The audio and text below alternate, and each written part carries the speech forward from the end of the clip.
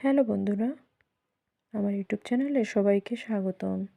আমি আজকে রান্না করব লাউ শাক দিয়ে তেলাপিয়া মাছ।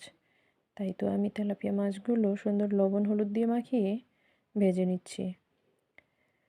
মাছ ভাজেও রান্না করা যায়, আবার মাছ এমনিতেও কাঁচাও রান্না করা যায়। দুটার স্বাদ ভিন্ন ভিন্ন।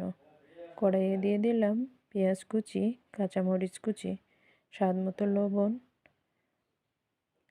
দিয়ে দিলাম রসুন বাটা, দিয়ে দিলাম সামান্য হলুদ গুঁড়ো, জিরে বাটা, শুকনো মরিচ গুঁড়ো। কেটে রাখা আলুগুলো আগে থেকে দিয়ে একটু কষিয়ে নিলাম। কথায় আছে না, স্বার্থের পৃথিবীতে ভালো খারাপ বলে কিছু হয় না। তুমি যার মন রাখতে পারবে তার কাছে তুমি ভালো, আর যার মন রাখতে পারবে না তার কাছে তুমি অনেক বড় খারাপ। ভাজা মাছগুলো আমি লাউ শাকের মধ্যে দিয়ে দিলাম। বেশ কিছুক্ষণ আর একটু জ্বালিয়ে নিয়ে হয়ে গেল আমার লাউ শাক দিয়ে তেলাপিয়া মাছের তরকারি।